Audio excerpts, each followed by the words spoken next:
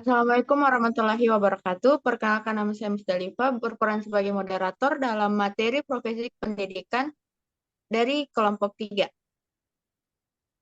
Next.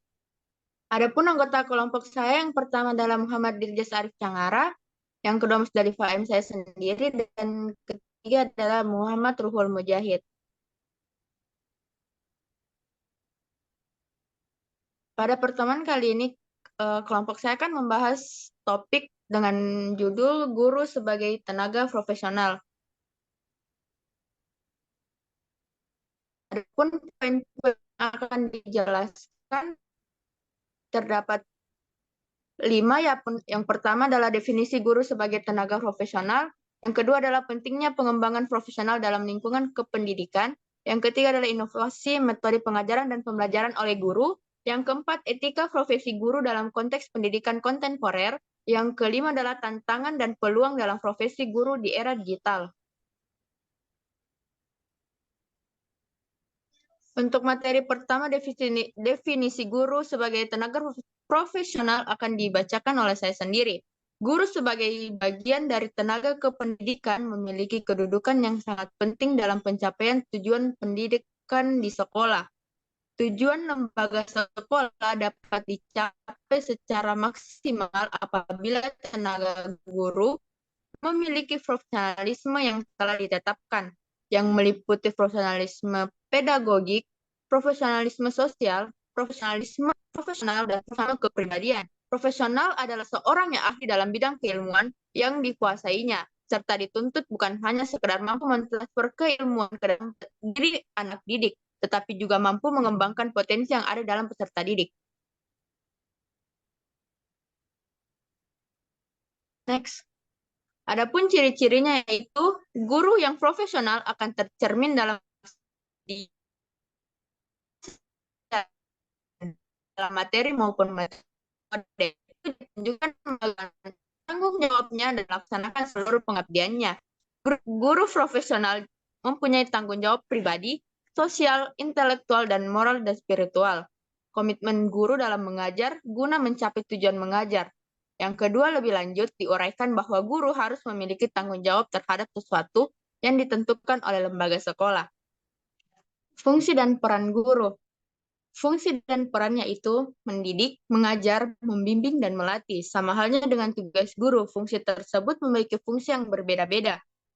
Peran guru sebagai edukator atau pendidik, peran guru sebagai manajer, peran guru sebagai leader, peran guru sebagai fasilitator, peran guru sebagai administrator, peran guru sebagai inovator, peran guru sebagai motivator, peran guru sebagai dinamisator, peran guru sebagai evaluator, dan yang terakhir adalah peran guru sebagai supervisor.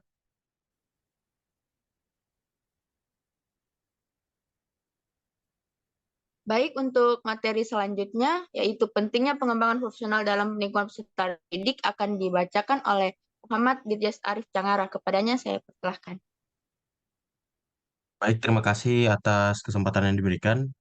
Jadi di sini ada dua alasan utama mengapa pengembangan profesional guru dalam lingkungan pendidikan itu penting. Nah, yang pertama itu pengembangan profesional guru memegang peranan yang sangat penting karena guru berperan krusial dalam membentuk arah dan kualitas pendidikan yang diterima oleh generasi mendatang. Yang kedua, masa depan generasi mendatang sangat tergantung pada kualitas pendidikan yang diberikan oleh guru. Melalui pengembangan profesional yang berkelanjutan, guru memiliki kesempatan untuk mengembangkan strategi pengajaran yang responsif terhadap perubahan global, mempersiapkan siswa untuk menghadapi tantangan masa depan dengan lebih baik. Adapun di sini beberapa alasan mengapa pengembangan profesional guru sangat penting dalam lingkungan pendidikan. Yang pertama yaitu meningkatkan kualitas pengajaran. Pengembangan profesional membantu guru mengembangkan dan meningkatkan keterampilan pengajaran mereka. Guru yang terus-menerus belajar dan mengikuti perkembangan terbaru dalam pendidikan akan memiliki kemampuan yang lebih baik dan menyampaikan materi pelajaran dengan cara yang lebih efektif dan menarik bagi siswa. Yang kedua, beradaptasi dengan perubahan. Dunia pendidikan terus berkembang dengan cepat. Teknologi metode pengajaran dan kebutuhan siswa berubah seiring waktu. Guru yang menjalani pengembangan profesional dapat belajar bagaimana mengadaptasi metode pengajaran mereka sesuai dengan perubahan ini, sehingga tetap relevan dan efektif. Yang ketiga, meningkatkan motivasi siswa. Guru yang terlibat dalam pengembangan profesional yang seringkali memiliki pendekatan yang lebih inovatif dan menarik dalam mengajar, ini dapat membantu meningkatkan motivasi siswa untuk belajar, karena mereka terlibat dalam pembelajaran yang lebih menarik dan relevan. Yang keempat, menghadapi tantangan khusus. Setiap kelompok siswa memiliki kebutuhan yang berbeda-beda. Maka dari itu, guru yang berpartisipasi dalam pengembangan profesional dapat mempelajari strategi untuk mengatasi tantangan khusus dalam mengajar, seperti siswa dengan kebutuhan khusus atau latar belakang budaya yang beragam. Yang kelima, mendorong pembelajaran seumur hidup. Guru yang menunjukkan komitmen terhadap pengembangan profesional juga mendorong budaya pembelajaran seumur hidup di sekolah. Mereka menjadi contoh bagi siswa, mengajarkan pentingnya terus belajar dan mengembangkan diri. Yang keenam, mengikuti standar pendidikan. Banyak lembaga pendidikan memiliki standar kualifikasi dan kompetensi yang harus dipenuhi oleh guru. Pengembangan profesional membantu guru memenuhi standar ini dan memastikan bahwa mereka memiliki pengetahuan dan keterampilan yang diperlukan untuk memberikan pendidikan berkualitas. Ketujuh, membangun jaringan profesional. Melalui kegiatan pengembangan profesional, guru memiliki kesempatan untuk berinteraksi dengan rekan-rekan mereka dari sekolah lain, berbagi pengalaman, dan membangun jaringan profesional. Ini bisa membawa manfaat kolaboratif dan inspirasi baru dalam praktik pengajaran. Yang kedelapan, meningkatkan kepuasan kerja. Guru yang merasa didukung dalam pengembangan profesional cenderung merasa lebih puas dengan pekerjaan mereka. Ini bisa berdampak positif pada produktivitas dan kesejahteraan mereka. Nah, adapun faktor yang dapat mengaruhi pengembangan profesional guru dalam lingkungan, yaitu dukungan institusi, di mana dukungan yang diberikan oleh lembaga pendidikan dan oknum-oknum lainnya sangat penting dalam mendorong pengembangan profesional guru. Ini termasuk akses terhadap pelatihan, workshop, dan sumber daya pendukung lainnya yang dapat membantu guru untuk meningkatkan keterampilan dan pengetahuan mereka. Yang kedua, kebijakan pendidikan. Kebijakan pendidikan yang ditetapkan oleh pemerintah atau lembaga terkait dapat memengaruhi pengembangan profesional guru. Kebijakan ini mungkin mempengaruhi program pelatihan, persyaratan, sertifikasi, dan insentif lainnya yang memotivasi guru untuk terus belajar dan berkembang. Yang ketiga, ada sumber daya finansial. Ketersediaan dana untuk pelatihan dan pengembangan profesional bisa mempengaruhi sejauh mana guru dapat mengakses program-program ini. Terbatasnya sumber daya finansial dapat menjadi hambatan bagi beberapa guru untuk mengikuti pelatihan yang bermanfaat. Yang keempat, ada kultur sekolah. Budaya dan iklim kerja di sekolah juga berpengaruh. Sekolah yang mendorong kolaborasi, pembelajaran berkelanjutan, dan inovasi cenderung memfasilitasi pengembangan profesional guru. Yang kelima, tuntutan waktu. Tugas dan tanggung jawab sehari-hari guru dapat menjadi hambatan dalam mengambil bagian dalam kegiatan pengembangan profesional. Tuntutan waktu mengajar, persiapan pelajaran, serta tugas administratif lainnya dapat membuat sulit bagi guru untuk menemukan waktu luang untuk belajar lebih lanjut. Yang keenam, teknologi dan akses informasi. Kemajuan teknologi telah membuka pintu bagi guru untuk belajar secara online, mengakses sumber daya digital, dan terhubung dengan jaringan profesional global.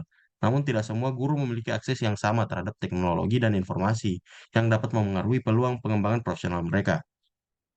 Yang ketujuh, motivasi pribadi. Faktor internal seperti motivasi, minat, dan komitmen individu juga berperan penting dalam pengembangan profesional guru. Karena guru yang memiliki minat kuat dalam meningkatkan kualitas pengajaran dan berusaha terus belajar cenderung lebih aktif dalam mencari peluang pengembangan. Yang terakhir, konteks sosial dan kultural. Faktor-faktor sosial dan budaya dalam lingkungan guru juga dapat memainkan peran. Misalnya faktor ekonomi, struktur keluarga, dan norma-norma budaya dapat memengaruhi sejauh mana guru dapat melibatkan diri dalam pengembangan profesional. Sekian dari saya kembalikan ke moderator. Terima kasih. Baik, terima kasih atas pembacaan materi yang telah dibawakan tadi. Untuk materi selanjutnya, inovasi metode pengajaran dan pembelajaran oleh guru akan dibacakan oleh Muhammad Ruhul Mujahid. Kepadanya saya persilahkan. Baik, terima kasih atas kesempatan yang diberikan. Inovasi metode pengajaran dan pembelajaran oleh guru. Metode pengajaran inovatif adalah pendekatan atau strategi baru yang dirancang untuk meningkatkan proses pembelajaran dengan memanfaatkan teknologi, kreativitas, dan pendekatan yang lebih interaktif. Pendekatan ini bertujuan untuk meningkatkan keterlibatan siswa, memfasilitasi pemahaman yang lebih dalam, dan merangsang pengembangan pemikiran kritis dan keterampilan seumur hidup. Terdapat 6 metode pengajaran dan pembelajaran yang digunakan, yaitu yang pertama adalah metode outdoor atau metode pembelajaran di luar kelas. Yang kedua adalah metode talking stick, yaitu metode pembelajaran yang dilakukan dengan menggunakan tongkat. Orang yang memegang tongkat harus menjawab pertanyaan guru setelah siswa mempelajari materi. Yang ketiga adalah metode simulasi. Yang keempat adalah metode discovery learning. Discovery learning adalah belajar bagaimana mencari dan menemukan diri sendiri. Metode selanjutnya adalah brainstorming.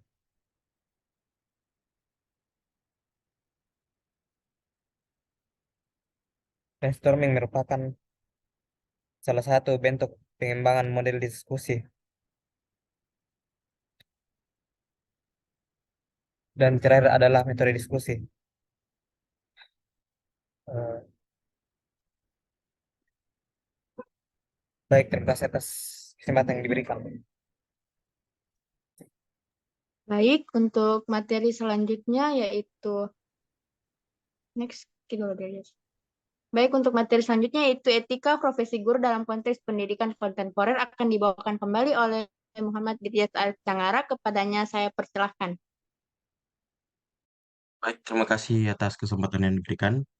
Dalam era di mana teknologi dan informasi berkembang begitu cepat, guru juga harus terbuka terhadap perubahan dan siap untuk menyesuaikan metode pengajaran mereka. Ini mungkin melibatkan penerapan teknologi dalam kelas, pengembangan strategi pembelajaran yang lebih interaktif, serta eksplorasi cara-cara baru untuk mendorong pemikiran kritis dan kreativitas siswa. Adapun beberapa etika yang dapat membimbing guru dalam menghadapi revolusi pendidikan yang semakin canggih ini. Yang pertama ada pembaruan pengetahuan. Guru perlu berkomitmen untuk terus memperbarui pengetahuan mereka tentang perkembangan terbaru dalam pendidikan dan teknologi. Mereka harus rajin mengikuti perkembangannya dari tren dan riset terbaru sehingga dapat mengintegrasikan elemen-elemen canggih ini ke dalam pengajaran mereka. Yang kedua, keterbukaan terhadap teknologi. Guru perlu memiliki sikap terbuka terhadap penggunaan teknologi dalam pendidikan, maka harus bersedia menjelajahi alat-alat digital, platform pembelajaran online, dan sumber daya digital lainnya yang dapat meningkatkan pengalaman belajar siswa. Yang ketiga, pembelajaran seumur hidup. Guru harus menganut etika pembelajaran seumur hidup. Mereka harus menjadi contoh bagi siswa dengan menunjukkan semangat untuk terus belajar dan mengembangkan keterampilan baru. Ini akan membantu menginspirasi siswa untuk mengadopsi mentalitas yang sama. Yang keempat, ada kolaborasi dan berbagi. Dalam dunia yang semakin terhubung, guru harus mendorong kolaborasi dan berbagi di antara sesama guru. Berbagi pengalaman, ide, dan praktik terbaik dapat membantu guru mendapatkan wawasan baru dan solusi untuk mengatasi tantangan. Kelima, ada pembelajaran berpusat pada siswa. Etika ini tetap relevan di tengah revolusi pendidikan. Meskipun teknologi semakin maju, guru harus tetap berfokus pada kebutuhan siswa, di mana mereka perlu memahami perbedaan individual dalam gaya belajar dan kecepatan pemahaman siswa, serta menyediakan pengalaman pembelajaran yang sesuai. Yang keenam, ada pemahaman teknologi dengan akal sehat. Sementara teknologi menawarkan peluang besar, guru perlu menggunakan akal sehat dalam memilih alat metode yang sesuai. Tidak semua teknologi cocok untuk setiap situasi, dan guru harus memilih dengan bijak. Yang ketujuh, ada etika digital dan keamanan. Dalam menghadapi teknologi yang canggih, guru perlu mengajarkan siswa tentang etika digital dan keamanan online. Ini mencakup penggunaan yang bertanggung jawab terhadap teknologi, perlindungan privasi, dan kesadaran tentang risiko online. 8. Resiliensi dan kreativitas. Revolusi pendidikan akan membawa perubahan yang cepat dan tidak terduga. Guru perlu memiliki resiliensi untuk mengatasi tantangan dan ketidakpastian. Mereka juga perlu kreatif dalam mencari solusi baru dan inovatif untuk masalah yang muncul. Yang kesembilan, mengutamakan pembelajaran yang bermakna. Teknologi adalah alat, bukan tujuan akhir. Guru harus tetap mengutamakan pembelajaran yang bermakna dan mendalam, mengerahkan siswa untuk berpikir kritis, berkolaborasi, dan mengembangkan keterampilan yang relevan untuk masa depan. Dalam inti etika ini, guru harus terus beradaptasi dan memperkuat kompetensi mereka agar bisa efektif mengelola perubahan yang disebabkan oleh revolusi pendidikan yang semakin canggih. Dalam menjalankan profesinya, ada beberapa hal yang sebaiknya dihindari juga oleh guru guna menjaga integritas, efektivitas, dan hubungan yang positif dengan siswa, rekan kerja, dan lingkungan sekolah. Yang pertama ada diskriminasi dan prasangka. Guru harus menghindari diskriminasi berdasarkan ras, gender, agama, orientasi seksual, atau latar belakang budaya. Mereka harus memberikan perlakuan yang adil dan inklusif kepada semua siswa. Yang kedua ada penyalahgunaan kekuasaan. Guru seharusnya tidak menyalahgunakan posisi otoritas mereka untuk mempengaruhi atau memanipulasi siswa secara negatif. Hal ini termasuk tidak boleh memanfaatkan kekuasaan atau pengetahuan mereka untuk kepentingan pribadi. Adapun beberapa hal yang sebaiknya dihindari seperti kekurangan persiapan dan kualifikasi, pendekatan pengajaran yang monoton, pengabaian terhadap kebutuhan siswa, komunikasi yang tidak layak, pelanggaran privasi siswa, ketidakaktifan dalam pengembangan profesional, penilaian yang tidak adil, dan terakhir ada ketidaksetaraan perlakuan. Baik, sekian dari materi saya kembalikan kepada moderator. Terima kasih. Terima kasih atas materi yang telah dibawakan. Untuk materi selanjutnya yaitu tantangan dan peluang dalam profesi guru di era digital akan dibacakan oleh Muhammad Ruhul Mujahid. Kepadanya saya persilahkan.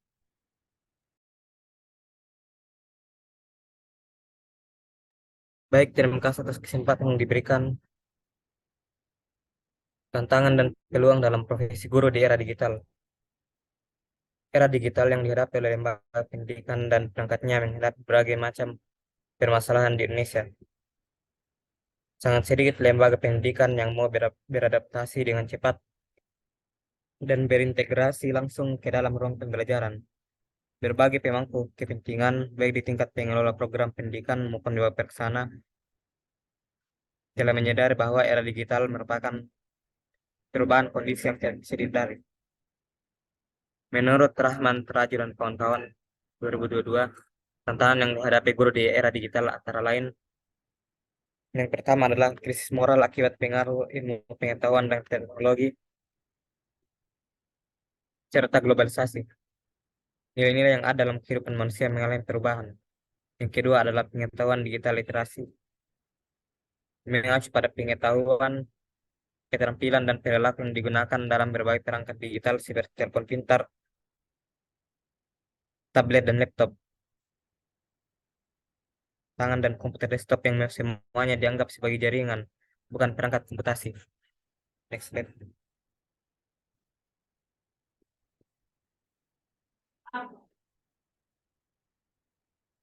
Menurut Al-Fatah dan Amiruddin 2022, peluang bagi guru di era digital saat ini antara lain, yang pertama, pengembangan bahan ajar digital.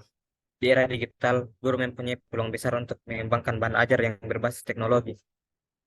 Materi pendidikan digital mencakup berbagai sumber daya seperti video, presentasi interaktif, animasi, permainan edukatif, dan platform e-learning. Guru dapat menggunakan alat dan aplikasi khusus untuk membuat materi pembelajaran yang menarik dan mudah diakses oleh siswa. Selanjutnya, mengembangkan materi pendidikan yang berwawasan multikultural. Di era digital yang semakin terhubung dalam skala global, guru mempunyai kesempatan untuk mengembangkan bahan ajar yang berwawasan lintas budaya. Melalui pemanfaatan teknologi, guru dapat memperkenalkan siswa pada perspektif budaya, bahasa, dan sosial yang beragam. Sekian materi dari saya dan terima kasih. Cukup sekian materi dari kelompok saya. Kurang lebihnya mohon dimaafkan. Wassalamualaikum warahmatullahi wabarakatuh.